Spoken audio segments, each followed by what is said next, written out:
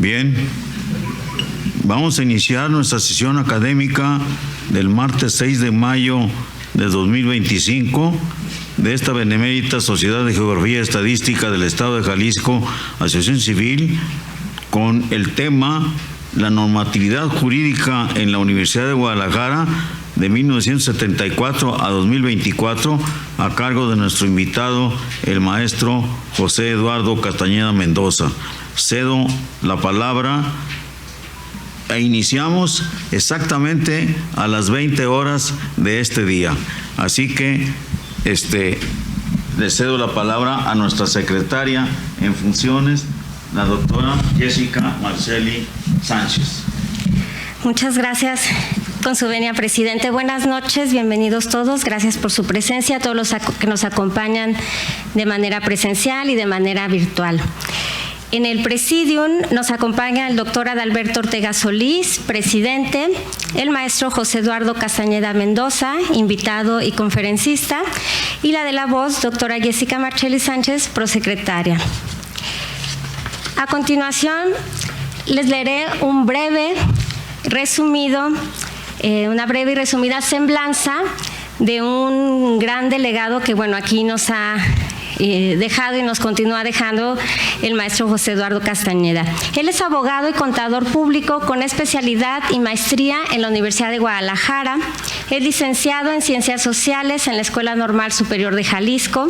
Es maestro por la Universidad San Pablo CEU en Madrid, y algunas de las funciones que ha realizado: ha sido director de la Escuela Preparatoria número 2 en 3 periodos, secretario de la División de Estudios Jurídicos del 2001 al 2009, jefe de ejecución fiscal, jefe de apremios, director de servicios generales en ayuntamientos de Guadalajara y Zapopan, director administrativo de la Secretaría de Turismo, presidente del Colegio de Abogados, Foro Federalista, licenciado Alberto Orozco Romero, secretario del Juzgado Tercero de lo Civil, secretario del Tribunal Administrativo del Estado de Jalisco, asesor jurídico de distintas asociaciones civiles y vecinales, entre las que destacan Santa Anita, Colinas de San Javier, Lomas del Valle, Las Fuentes, Jardines Alcalde, entre otras, así como en el Instituto de Pensiones del Estado de Jalisco, Centro Histórico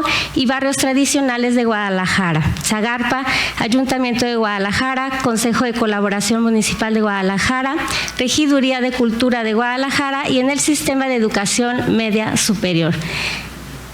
Actualmente es vicepresidente del Consejo de Administración del Condominio Residencial Virreyes a la fecha. Así que muchísimas gracias, le cedo el uso de la voz.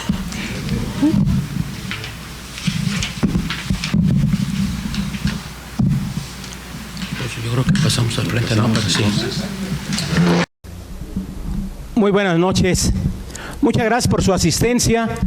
Y en primer lugar tenemos que preguntarnos ¿por qué el tema normatividad jurídica en la Universidad de Guadalajara? ¿Por qué de 1974 al 2024?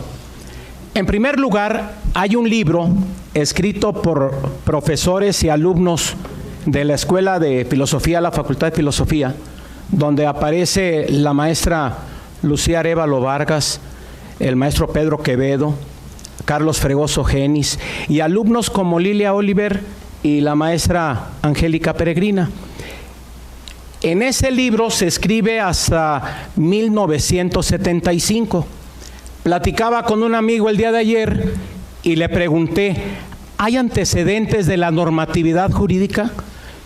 Y me dijo, no.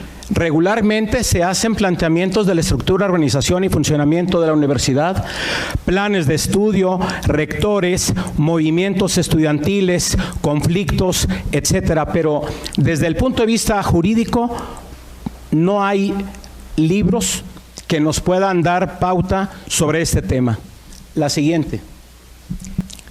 Nosotros vamos a ver primero la referencia de 1974.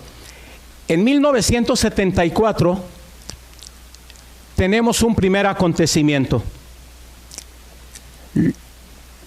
El 18 de diciembre de 1974, el Consejo General Universitario aprobó que los académicos, administrativos y personal de servicio de la Universidad de Guadalajara fueran incorporados al régimen del Seguro Social. Obviamente hubo comentarios en el sentido de no somos obreros, somos académicos, pero si nos ponemos a revisar la ley del Seguro Social, tenemos la oportunidad de verificar que 30 años de servicio nos podían dar la posibilidad de la pensión en la Universidad de Guadalajara y por lo tanto en el Seguro Social a los 60 años. Sin embargo, vamos a ver 30 años después, la Universidad de Guadalajara procedió a modificar su sistema de pensiones y entonces ahí vamos a ver algunas modalidades interesantes. Lo importante es que los académicos, los administrativos, debimos haber estudiado para efecto de saber qué era lo que nos íbamos a enfrentar.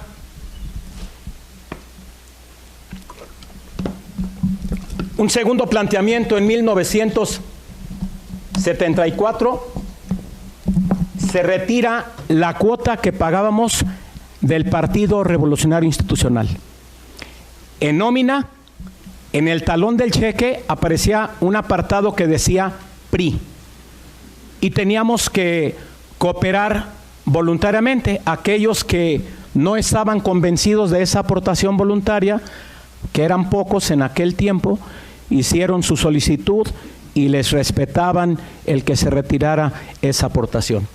Ahora, en la actualidad, con la ley de partidos políticos, obviamente que hay una serie de prohibiciones, hay una serie de limitaciones y se debe tomar en consideración el tema del PRI. Si nos vamos al pasado, allá por los años 30 o 40, para ser profesor se requería tener una ideología socialista. Ahora, para ser profesor, ¿qué requiero? Bueno, vamos a ver que la Universidad de Guadalajara sí ha generado cambios.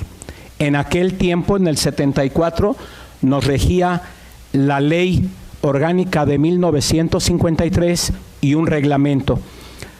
Si nos ponemos a ver, el número de ejemplares que se publicaban eran 500 ejemplares.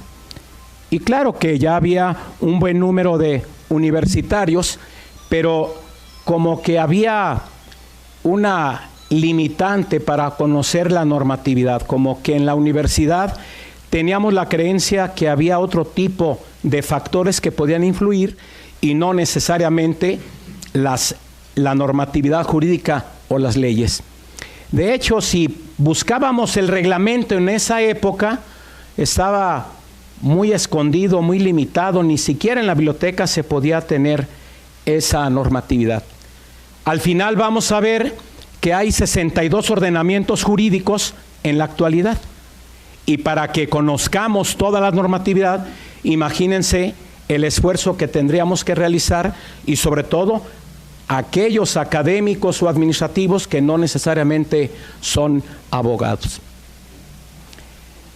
El trabajo de los académicos era más por emoción que por salario. La mayor parte de académicos comentaban la importancia que representaba trabajar en la universidad para retribuir lo que la universidad había regresado. Pero vamos a ver cómo viene la normatividad para los académicos posteriormente, con un estatuto del personal académico o un RIPA, pero lo interesante es que en 1974 también se genera una ley de profesiones.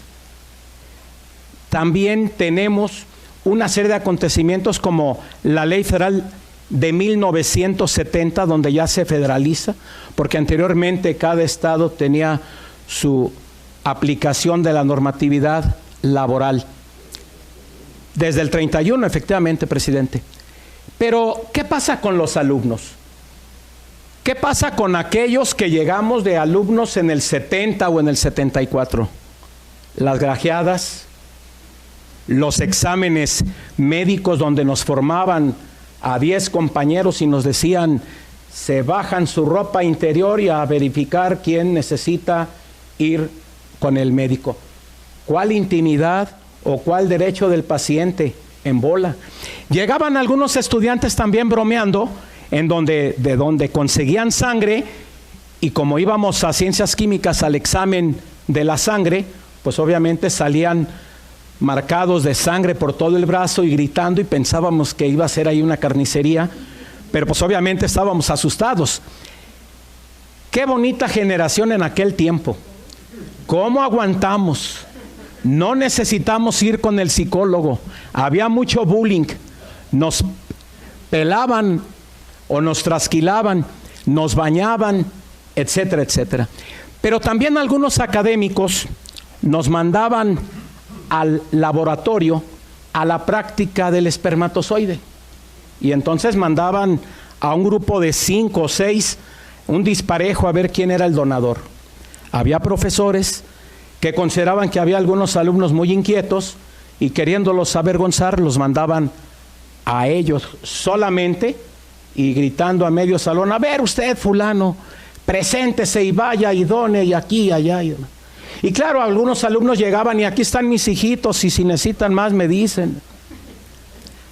Hubo algunos innombrables que se anotaron para hacer las donaciones en cada práctica y en cada grupo. Y era famosa esa situación que se presentaba porque allá por los 83, 84, la práctica estaba prevista en el plan de estudios de biología y hubo un compañero que se negó a ir al sanitario para ser el donador. En consecuencia, teníamos la inquietud de establecer qué decía la normatividad. ¿Qué pasa si me niego a determinada actividad extraescolar? También había práctica con animales. Ahora la Constitución prohíbe el maltrato a los animales. Hoy no se pueden realizar prácticas con animales, pero en aquel tiempo había escuelas que tenían cierto espacio, cierta área para tener a los animales, o en veterinaria había determinadas prácticas en ese sentido.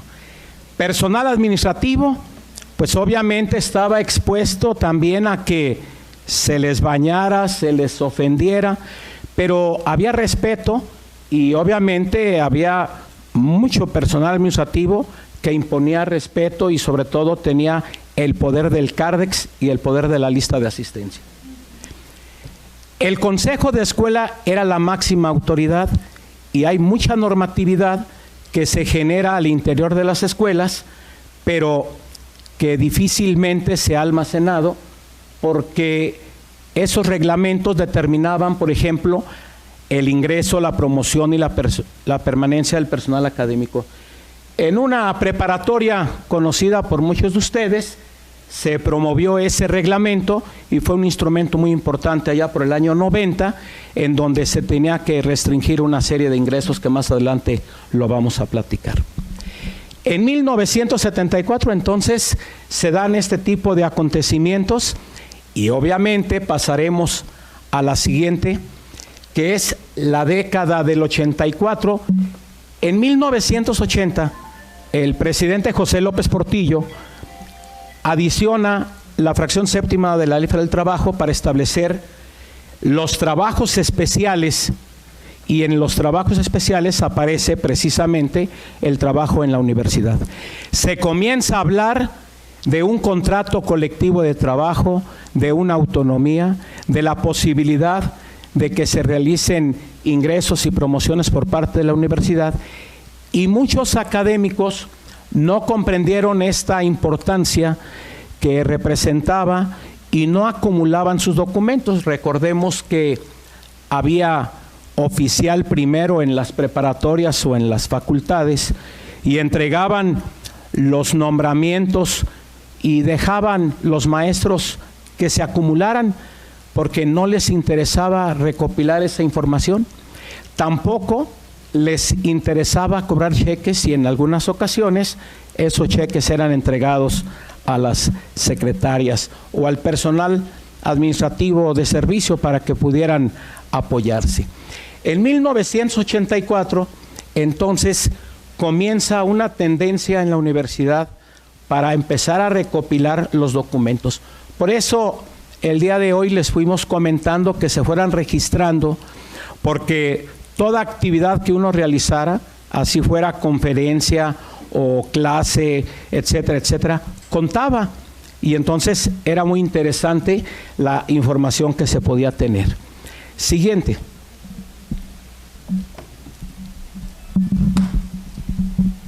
En 1994 tenemos que dejar constancia de que gracias al licenciado Raúl Padilla López se generaron una serie de condiciones muy favorables en la Universidad de Guadalajara. Si hoy tenemos 62 reglamentos más los que se acumulen la próxima semana, obedece a la visión del licenciado Raúl Padilla López. Bajo la premisa de que la universidad le rige la autonomía, también aparece ya el concepto sindical, porque anteriormente éramos Federación de Profesores Universitarios. Se generaban grandes debates de que si teníamos que ser asociación, federación o sindicato, y bueno, en aquel tiempo se perfilaba la personalidad del sindicato y sobre todo la aparición de contratos colectivos de trabajo que eran necesarios para el buen desarrollo académico. 5 días antes de que iniciara el curso, el director tenía que entregar la carga horaria para que nosotros pudiéramos firmar de recibido, para que los estudiantes pudieran conocer cuáles iban a ser sus maestros y empezar una serie de actividades. En 1990 se inicia la primera etapa de homologación. A todos los profesores se les consideró de asignatura. Y conforme cada profesor iba acumulando sus documentos, es decir, en qué grupo impartió clase, qué alumnos le otorgaron reconocimiento, qué trabajo académico realizó, cuál fue el título que obtuvo, de qué manera se fueron desarrollando esas actividades, entonces se fue ubicando a cada profesor conforme a sus méritos y conforme a una categoría. Actualmente, la Universidad de Guadalajara puede generar como máxima categoría titular C. El titular C, el titular B y el titular A. Aproximadamente 45,000, 50,000 pesos al mes. Aparte, los estímulos económicos que se fueron generando por parte de las autoridades educativas.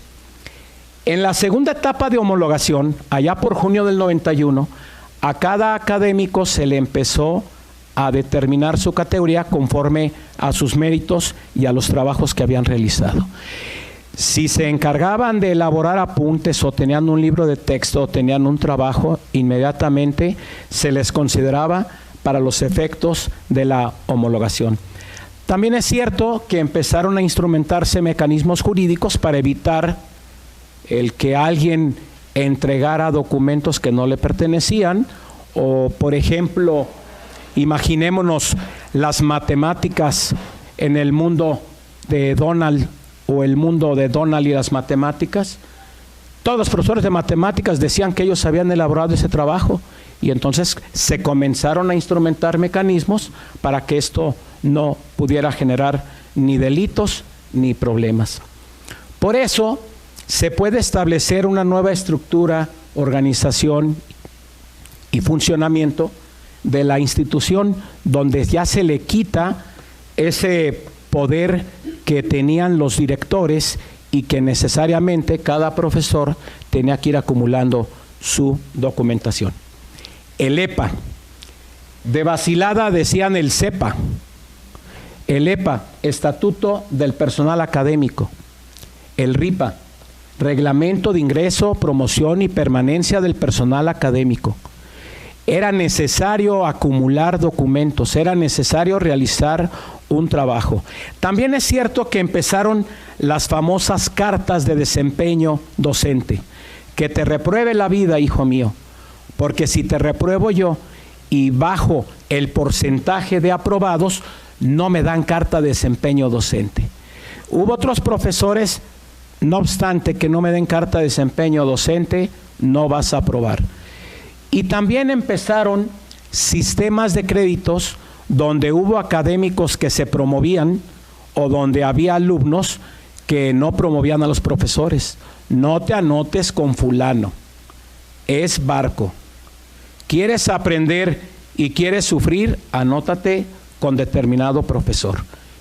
Ahora, en la universidad, a través de las redes sociales, se tiene mucha información al respecto y entonces también los alumnos tenían un reglamento de alumnos en donde en sus primeros artículos se decía, al inicio, o se dice, al inicio del ciclo escolar, el maestro tendrá que tomar en consideración la forma en que te va a evaluar, te lo tiene que explicar, te debe entregar el programa para que no llegue el maestro a contar sus anécdotas, a contar sus penas o sus alegrías.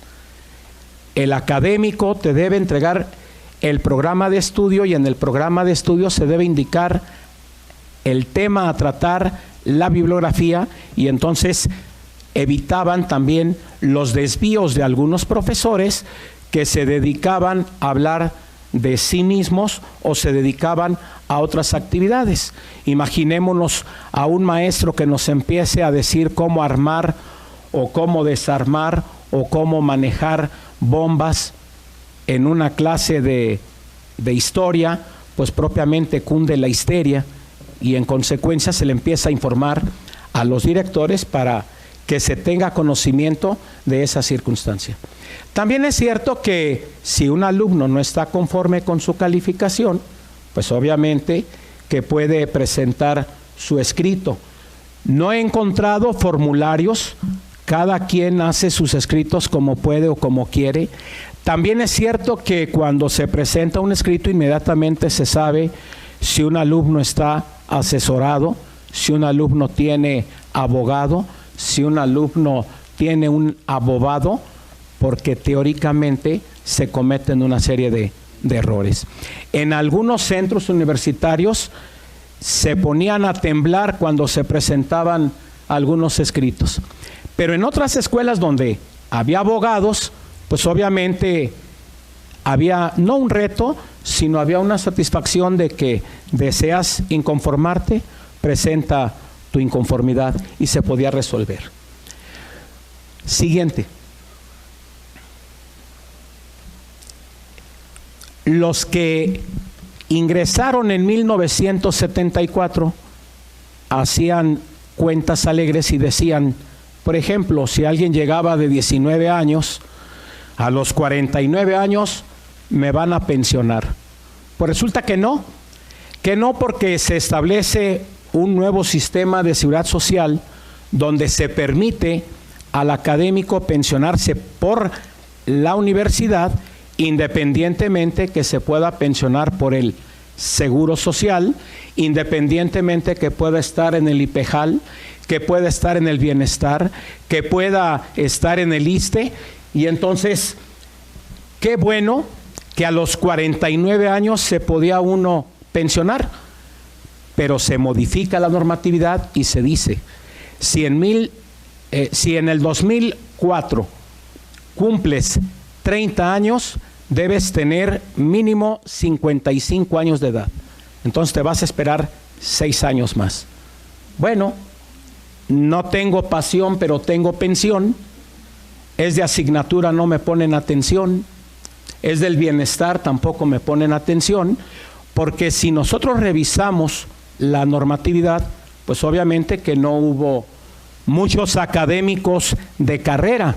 No había de 50,000, 45,000, 40,000, o no había maestro titular B más 8 horas de asignatura.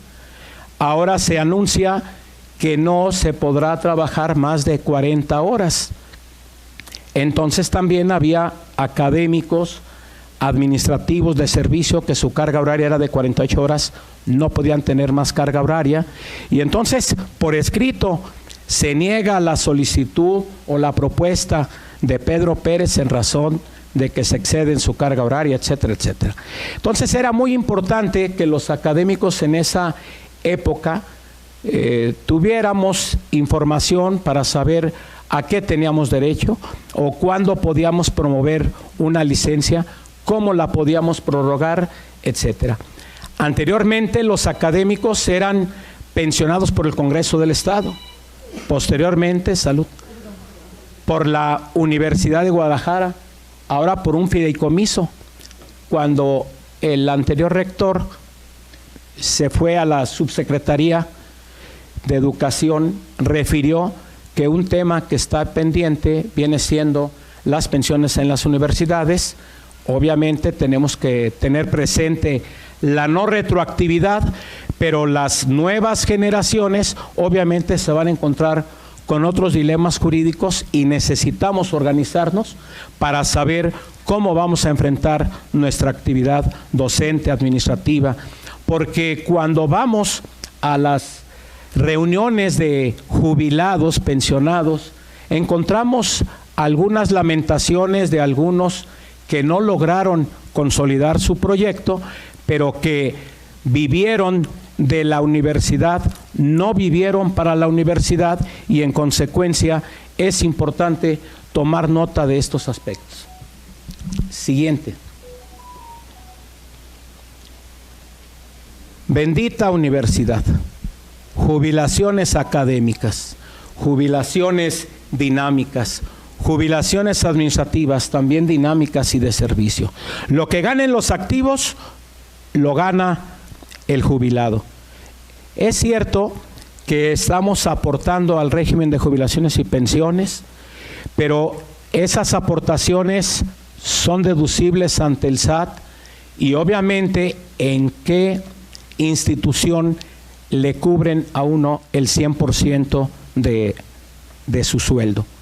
Entonces, en ese orden de ideas, debemos estar agradecidos con la institución, debimos haber dado todo nuestro esfuerzo, todo nuestro tiempo, nuestra lealtad, nuestra honestidad, nuestro trabajo, para que, si nos trató bien la universidad, pues obviamente estaremos disfrutando de mejores condiciones de vida. Por otra parte, se nos dijo, el Instituto Mexicano del Seguro Social solo te va a dar atención médica. Hubo intentos para que la universidad pudiera dar atención médica, pero hubo ciertas manifestaciones que no fueron propicias. Al innombrable, un personaje en la universidad, se le dio la oportunidad de asistir a algunos eventos de esta naturaleza, donde no más de 9 personas platicaron en torno al régimen de pensiones, al régimen del IMSS, y bueno, uno iba absorbiendo lo que le iban informando, leyendo, estudiando. Ese innombrable, recuerdo que tenía 19 años cuando ingresa a la universidad y se pone a leer la ley del Seguro Social y le preguntan, ¿qué estás leyendo? La ley del Seguro Social. ¿Y para qué? Es que a los 60 me van a pensionar. Oye, pero te faltan 41 años. No le hace, me voy a preparar. Porque resulta que había prestaciones como la ayuda de gastos de matrimonio, en donde el Seguro Social cubría ese estímulo, y hay quienes compraban sala, recámara y comedor con lo que se entregaba. Entonces, esa ayuda para gastos de matrimonio, bueno, pues fue muy positiva en algunos escenarios. Es cierto que le dijeron a uno en el 2004, ¿quieres azul celeste? Que te cueste. Es decir, puedes aportar de manera voluntaria para que te puedas pensionar en el Seguro Social. Algunas personas dicen, a mí no me informaron, Ave María no sabía, Padre Nuestro, ¿cómo fue esto?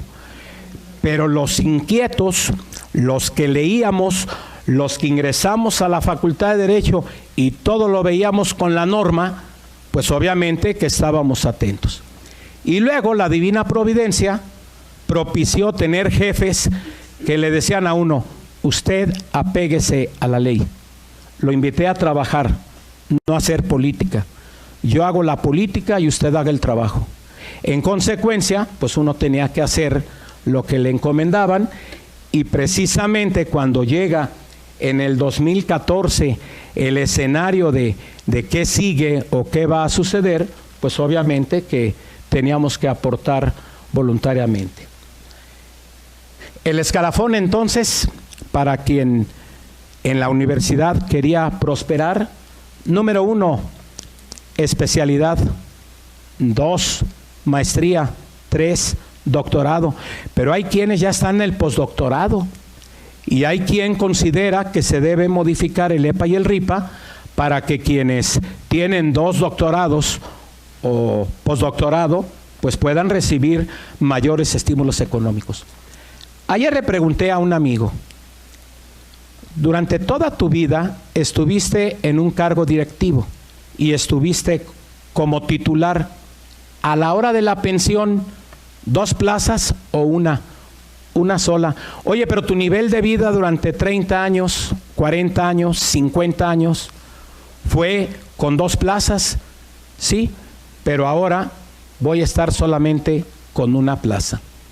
También el innombrable tuvo la oportunidad de un debate, no solamente con personas de la Suprema Corte, sino personas de la universidad y los inquietos que deseaban propiciar 2 jubilaciones.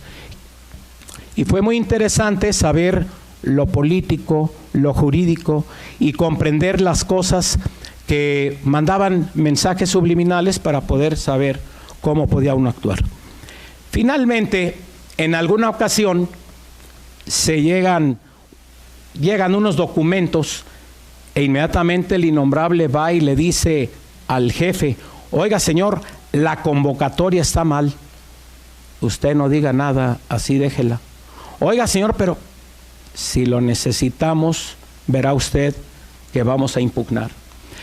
Y efectivamente, hicieron cosas incorrectas, creyeron que iban a sorprender a quien fungía en ese entonces como director, y entonces le encomendó un trabajo al innombrable, a una maestra extraordinaria, abogada y sobre todo conocedora del derecho, y en 1 hora o en 1 hora y media se terminó ese documento, y al día siguiente a las 9 de la mañana se presentó esa inconformidad.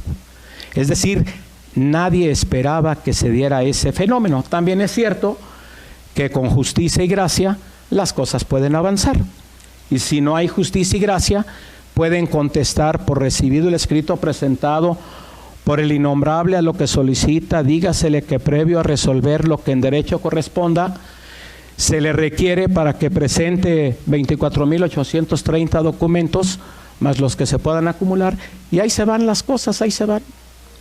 Pero obviamente esas estrategias en la universidad, jurídicas y políticas, le permitieron a uno saber en qué momento se aplicaba la norma.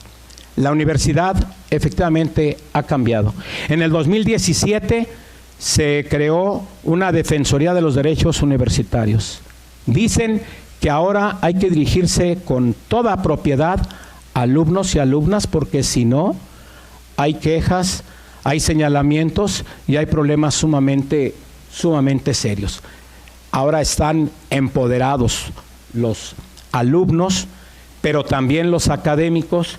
Tenemos instrumentos jurídicos, nomás que tenemos que leer 62 ordenamientos para saber cuál es el caso concreto.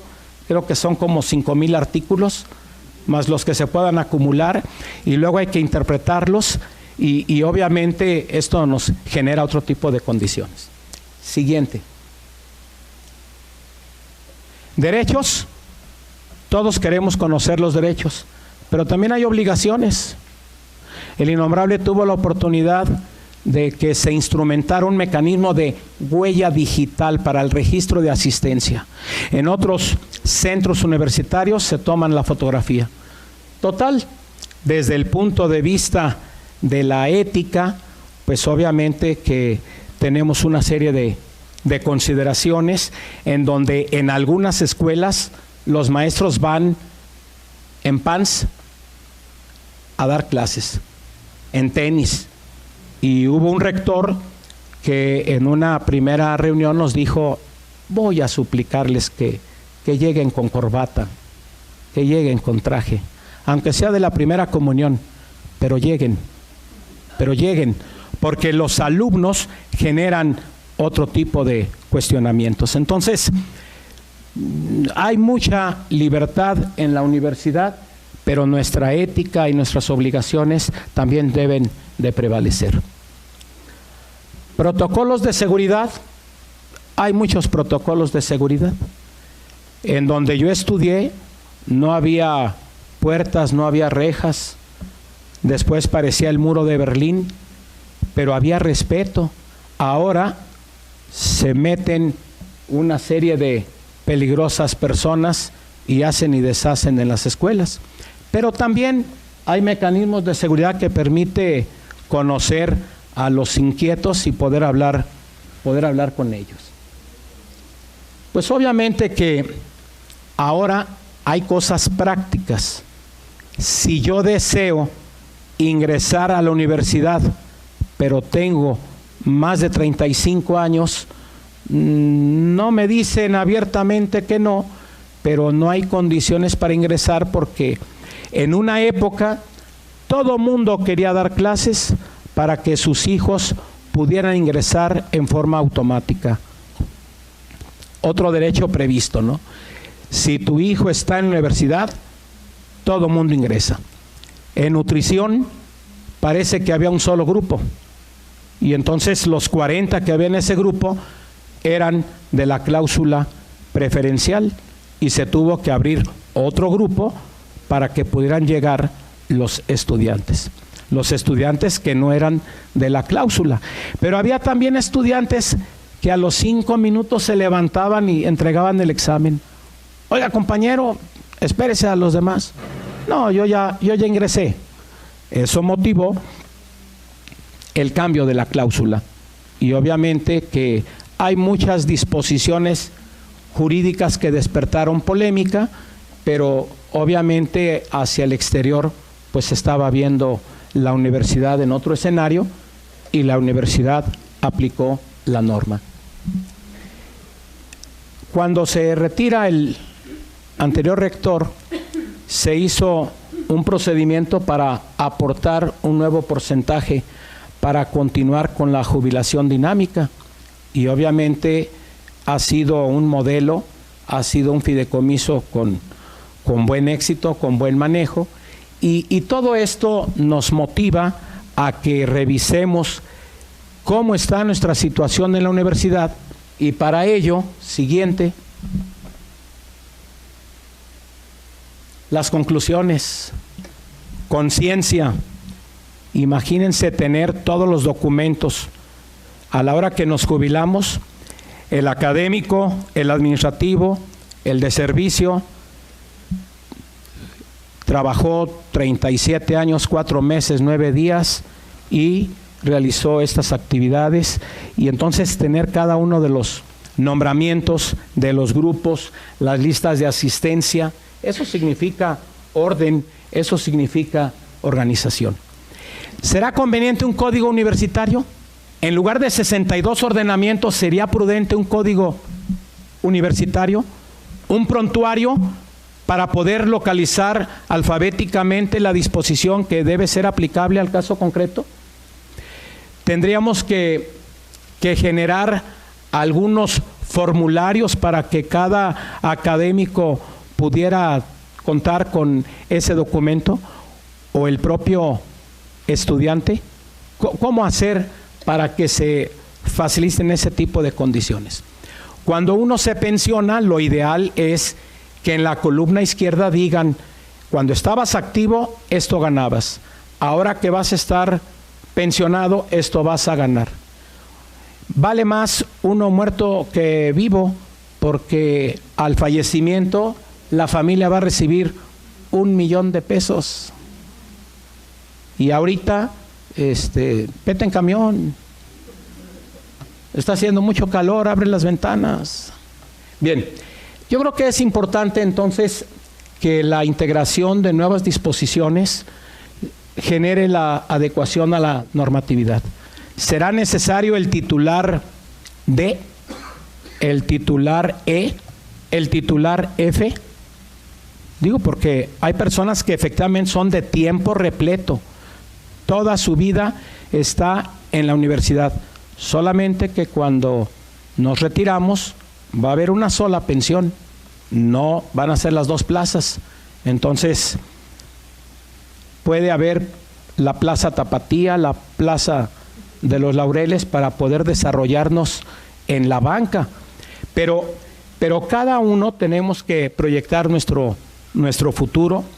Y bueno, hay quienes llegamos con el esfuerzo, hay quienes llegamos con la voluntad de algún directivo, pero lo importante es que al estar dentro lo podamos aprovechar. Aportar nuevo porcentaje para continuar con la jubilación dinámica. Cuando se hizo el planteamiento, todo mundo firmamos, todo mundo estábamos convencidos y obviamente hay muchas cosas que faltan por hacer, pero queda claro que ahora quiero azul celeste que me cueste la siguiente. 62 ordenamientos jurídicos. ¿Me los voy a aprender? No soy abogado. Estoy en artes plásticas, estoy en veterinaria, soy agrónomo. Claro, si soy abogado, 62 ordenamientos, pues a estudiar y saber qué es lo que nos va a decir cada una de la normatividad. Pero también, siguiente, probablemente sea necesario otro reglamento que regule la publicación de la Gaceta Universitaria para saber cómo es su estructura, su organización, su funcionamiento, porque se publican convocatorias y entonces el EPA, el RIPA, el contrato colectivo dicen, es causa de nulidad solicitar más requisitos de los que no se contemplan en esas normatividades. Bueno, ahora vamos a ver que en mayo del 2024 se publica una convocatoria mediante la cual se pide concurrir a un microcurso para efecto de estar preparado en la no violencia de género. O también existe una disposición como requisito no tener adeudo con la universidad. Claro, no se considera adeudo si hay un compromiso de pagar en parcialidades. Pero hay otros requisitos, obviamente ya no se contemplan, pero en otras convocatorias, no tener pleito pendiente con la universidad. En consecuencia, los abogados considerábamos que esa limitante negaba el acceso a la justicia y entonces no podía uno pelear.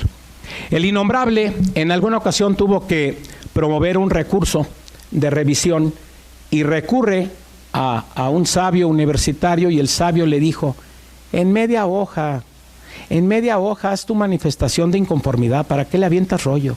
Era la cultura en la universidad. Y entonces el innombrable hizo un recurso como de 15 hojas, no repetitiva.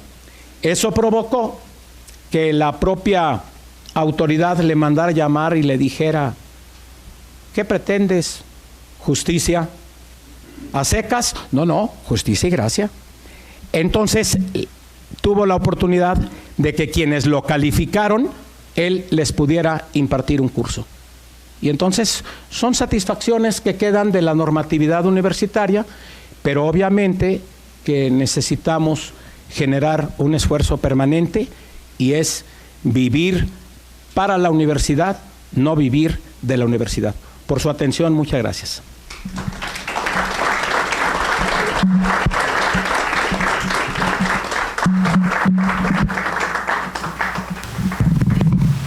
Bueno, espero que me hayan oído. Adelante. Buenas noches. Licenciado, en el caso de los trabajadores, cuando se jubilan, ¿son dos pensiones? Es decir, por el ISSSTE, por el seguro y aparte por la universidad, ¿o depende de la categoría? No depende de la categoría, depende de la aportación que haya realizado el académico, el administrativo de servicio. En el 2004 se informó por parte de la universidad que ya no íbamos a ser sujetos de pensión en el Seguro Social.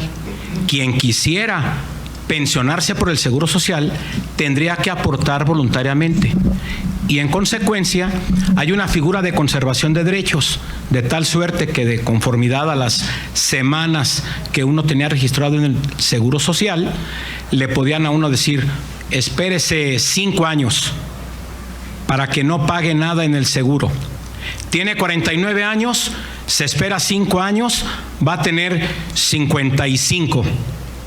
Y en consecuencia, a los 60 se puede pensionar si aporta voluntariamente. El tope va incrementándose de tal suerte que dicen que por cada 1,000 pesos pudieran ser 5,000. Si yo aporto 5,000, puede ser que obtenga una pensión alrededor de los 40,000 pesos. Se tiene que ver el caso concreto. Tenemos que recurrir al sindicato de académicos o de administrativos para que nos puedan orientar, pero es necesario que nuestros delegados académicos estén atentos a ese tipo de información. Hubo mucho trabajo en ese sentido. Entonces, si yo deseo 2 pensiones, tengo que aportar voluntariamente en el Seguro Social. Hay quienes se les pasó el término, tuvieron que reingresar, tuvieron que hacer otro tipo de esquemas, hay quienes se quedaron en el camino. Cada caso es muy particular. ¿Es lo que le nombran la modalidad 40? Afirmativo. Ah, ok. Muchas gracias. Al contrario. ¿Alguien más? ¿Con duda o su pregunta? Adelante, doctora. Maestro, muchísimas gracias por esta explicación tan clara precisamente de la normatividad universitaria. Yo quiero preguntarle lo siguiente. ¿Por qué, si uno trabaja como administrativo y como maestro, por qué únicamente se puede uno jubilar como maestro? Si también uno dedicó muchos años a la administración, que es tan desgastante y tan difícil en la universidad. Si le contesto jurídicamente, tiene usted razón. ¿Por qué? Porque la Ley Federal del Trabajo establece el salario integrado y dijeron que son 2 plazas. Si le digo desde el punto de vista económico, político, histórico, anexas y similares, debemos realizar un esfuerzo tendiente a considerar que la universidad viene siendo el espacio propicio para generar condiciones a los que menos tienen. Nuestra universidad, en sus 13,000 o 14,000 millones de pesos que tiene de presupuesto anuales, tiene que ir a los rincones de los estados y tiene que trabajar. Hubo algunas ocasiones en que los académicos aportamos un día o aportábamos nuestro salario y demás. Ya cuando llegó el EPA y el RIPA, y ya cuando llegó la normatividad, y ya cuando llegó el contrato colectivo, ya vi que muchas personas empezaban a considerar la posibilidad de las 2 plazas y la posibilidad de cómo tener más para que se generen mejores condiciones. En consecuencia, es debatible, y cuando ha habido personas que se han animado a demandar, a veces se les llama y se les invita a esa conciencia universitaria. Bien. ¿Alguien más? Así, adelante. ¿Sí hubo gente que obtuvo la doble jubilación? Sí, porque en la Universidad de Guadalajara me parece que no nos preparamos para la aplicación de la norma. Y en consecuencia, como solamente había un abogado general, porque la estructura universitaria eran otras carreras, pero sí hubo, precisamente, no les voy a decir que fue en la División de Estudios Jurídicos, donde se adquirió esas 2 jubilaciones, o en otras partes también de personajes que aprovecharon esa coyuntura. Pero sí los hay. De hecho, hay una revista Abogacía en este mes donde se dice que algunos pueden solicitar que no aparezcan sus datos personales porque ya también podemos ser sujeto de secuestro express. Hablo de la Universidad de Guadalajara para decirle que usted y que aquí, que allá. Entonces, cada quien contesta a su manera. El innombrable contesta: estoy en proceso de divorcio, mi abogado me recomienda no hablar con usted, traigo orden de aprehensión, no puedo atenderlo. Y como no esperan ese tipo de respuestas, porque ellos quieren sorprender, pues se presta para muchas situaciones. Entonces, es público lo que cada quien percibe, y hay quienes en la universidad han generado doble jubilación. Hay otro esquema, la propia normatividad lo establece. Si nos ponemos a checar la norma, podemos tener 3 pensiones en la universidad. O 4. Sí. ¿Alguien más? ¿Nadie? A ver, adelante. Gracias. Maestro, cuando expresa que podemos valer más muertos que vivos, es cierto. Pero no se ha definido muy bien si ese $1,000,000 está vigente para los jubilados o nomás para los activos, porque los activos tienen ya más de $1,000,000 en su prestación por muerte, y los jubilados seguimos valiendo $1,000,000. Claro, no me urge, como yo no lo voy a disfrutar, ojalá fueran 100,000 para que no me quieran matar, pero ahí no está parejo el gallo, como en la expresión contundente de que es dinámico y que lo que percibe el académico vigente lo percibe el jubilado. Ahí está ese pequeño detalle de diferencia. El contrato establece $1,000,000. Yo en ese rubro no he querido investigar. ¿Va? No he querido investigar porque la familia debe de estar asegurada en otros esquemas. Es cierto que hay académicos que quisieran sacar todo de la universidad, pero creo que la universidad nos generó herramientas para que busquemos otras expectativas.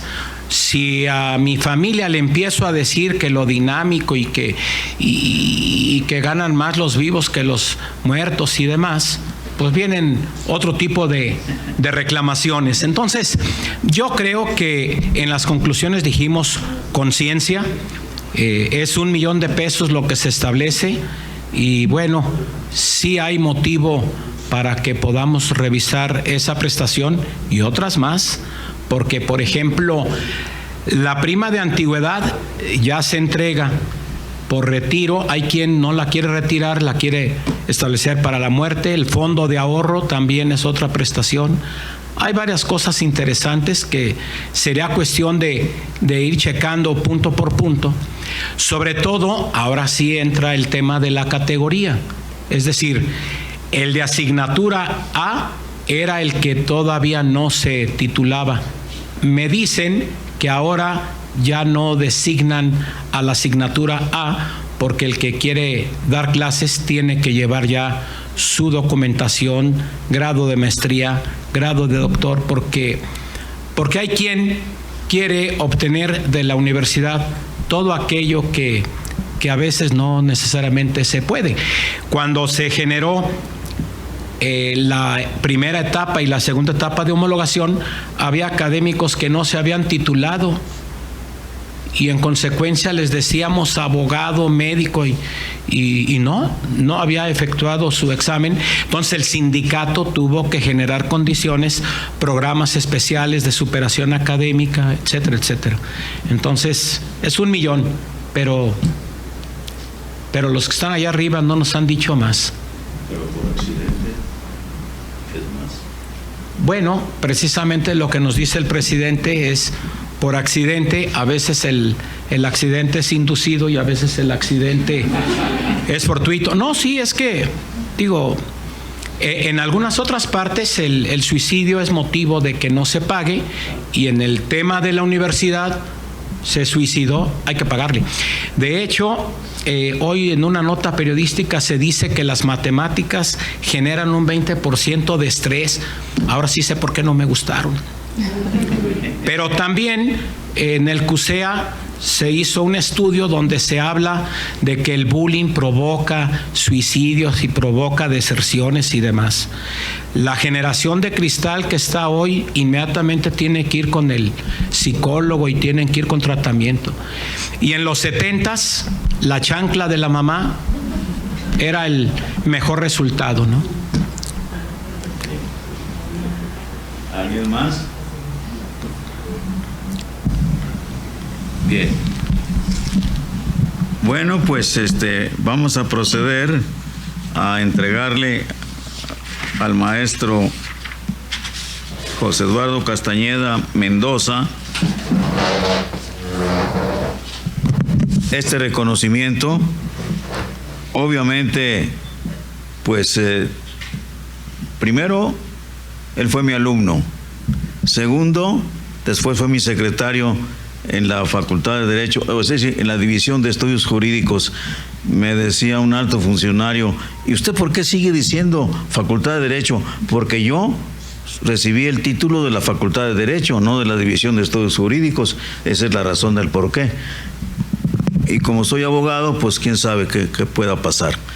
Así que la Benemérita Sociedad de Geografía y Estadística del Estado de Jalisco, Asociación Civil, institución científica y cultural, instalada el 27 de septiembre de 1864, otorga el presente reconocimiento al maestro José Eduardo Castañeda Mendoza por su participación como ponente en las actividades organizadas por esta institución con la conferencia La Normatividad Jurídica en la Universidad de Guadalajara 1974-2024, misma que se llevó a cabo en las instalaciones de nuestra casa sede, cumpliendo así con el objetivo fundamental de esta benemérita institución, que desde su fundación ha sido el estudio y divulgación de la ciencia y de la cultura.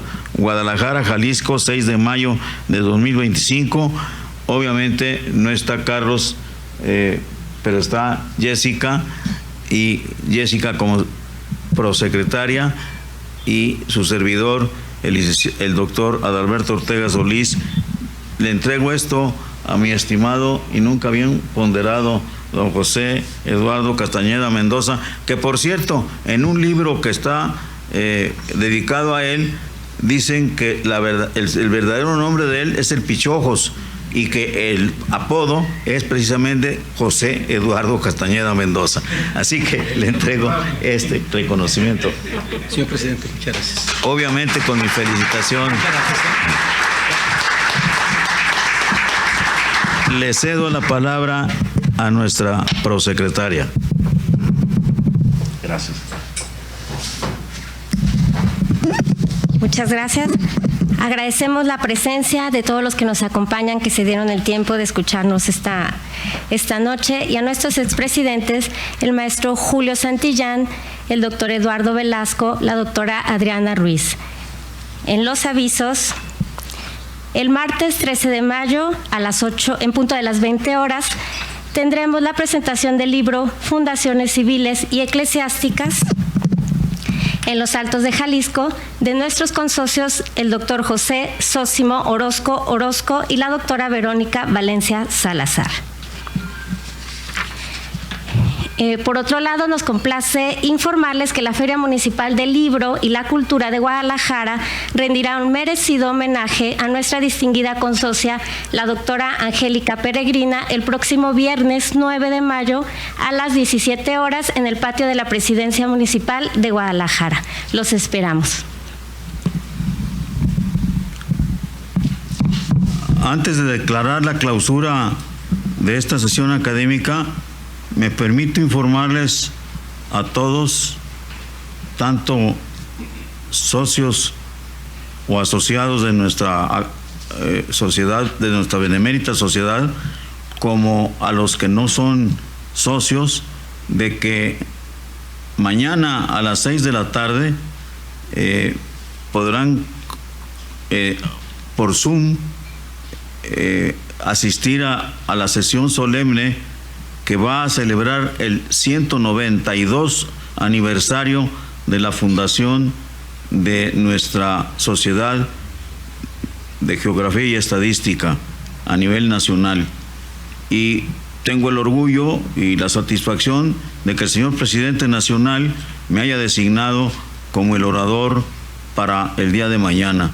Así que pues es un honor para mí, pero que obviamente comparto con mi benemérita Sociedad de Geografía y Estadística y con todos ustedes, no como un acto de presunción, sino como un acto de que reconocen en Jalisco, obviamente, por ejemplo, ahora con motivo del problema del agua, en donde se han hecho estudios muy acuciosos por toda la República, pero fundamentalmente que han sido dirigidos y coordinados por el doctor Arturo Curiel Ballesteros, expresidente de esta benemérita sociedad y exrector del CUCBA, del Centro Universitario de Ciencias Biológicas y Agrícolas. Así que, de la Universidad de Guadalajara, desde luego. Así que quiero compartir con ustedes este orgullo, pero sobre todo porque este reconocimiento a Jalisco es un reconocimiento que obviamente quiero compartir con todos. Así que, siendo las 21:03 del día del día martes 6 de mayo de 2025, declaro formalmente clausurados los trabajos de esta sesión académica del martes 6 de mayo de 2025. Muchas gracias por su asistencia y los esperamos a que compartan con nosotros el pan y la sal en un ambigú que se ha preparado para todos ustedes mientras platican en corto con el señor licenciado José Eduardo Castañeda Mendoza. Muchas gracias por su asistencia.